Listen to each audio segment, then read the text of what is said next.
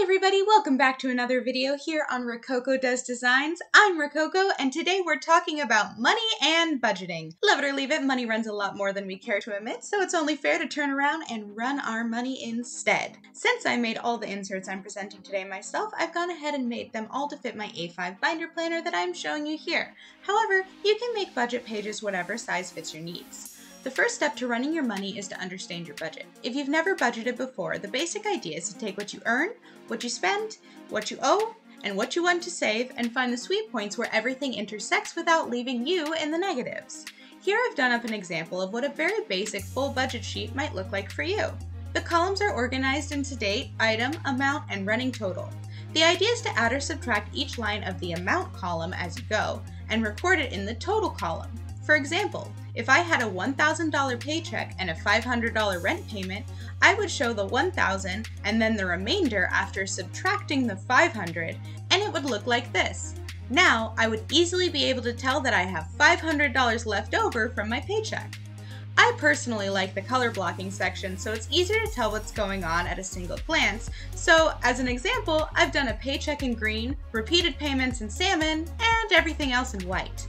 At the bottom of my page, I've put an end of the month snapshot for the totals of the three things I want to keep track of: debt, savings, and leftover money. The leftover money will be calculated with the budget sheet as you go. At the end of the month, whatever the total is goes in the leftover box. The debt and savings boxes will rather intuitively be filled based on what you have in debt and savings. You can go into more detail with other pages and trackers, but this setup will let you keep a quick glance at what's going on without too much extra distracting you. Earlier I mentioned repeated payments. Another way to say that is recurring payments. These are things you pay for that consistently happen in a set amount of time, like rent once a month or a bi-weekly subscription box. The big ones like rent, car payments, mortgage, etc. are usually easy to remember, but it's the little ones that get sneaky. Streaming services, subscriptions, memberships, they all add up. So if you're trying to keep an eye on where it all goes, it's important to stay on top of them all. In this sheet, I included a times used section to help keep track if you really need some of those services when you're looking to save money. Now, for things like medication and rent, you can go ahead and skip that part. But for things like Spotify Premium or Netflix, you may want to check in now and again on the actual usage. But what about the payments that happen over and over but change in amount? I call these FRPs, or fluctuating reoccurring payments. The easiest example of this is groceries. To calculate what you should budget for these kinds of payments in advance, you'll need to get an average and a standard deviation. Let's start with the average. To get the average, start by deciding on what interval you do your main grocery trips at. For the sake of our example, we will say the main trip happens weekly. Record all the grocery payments you make and the date they happen for at least 3 interval cycles. In our example, that will be 3 weeks. Now, separate the dated entries into interval cycles and total them up for each interval. For example, if in 1 week you went shopping twice, you would add those 2 totals for your interval amount. For 3 intervals, we should have 3 final numbers to work with. Add the final interval numbers together and divide it by how many intervals there were. In our example, it would look like 375 divided by 3 equals 125. By this calculation, our average amount spent on groceries is $125. The thing is, not every week is going to be exactly average, so we want some wiggle room.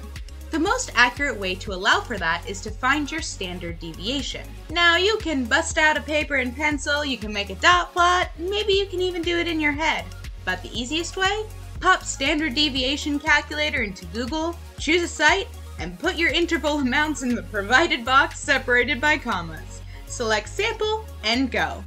I like calculator.net or mathisfun.com. For us, the standard deviation is $25. We add that to the interval and voila! Weekly budget.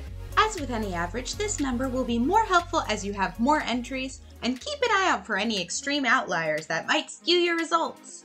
Moving on to debts or things we owe, a quick tracker like this could be useful for the casual stuff. Allowances, friend loans, whatever you want. Just the date, who and what it's for, and how much. When you're done, simply cross it out. This also works for debts owed to you, which could be useful for cash job tracking as well. For a large debt, it's probably best to have some kind of tracker.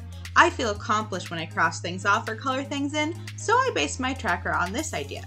For amount-based debt, say $15,000, you simply fill it in as you pay it off. On this example, I put the intervals at $100. Amount-based trackers might run into some issues if your debt generates interest. For these kinds of debts, a time-based tracker may be more useful. By separating the debt into months of payment, I don't have to worry about the changes in amount, just making sure I've paid on time. Many loans and mortgages will tell you the amount of time you'll be paying for, making the setup for this one easy. On a much more fun note is savings. While rainy day savings are always a good idea, it's also great to have savings with an end goal of an event or an item. Life events like vacations, weddings, and honeymoons are all super fun, and setting aside money in advance can make it a lot less stressful and a lot easier to budget.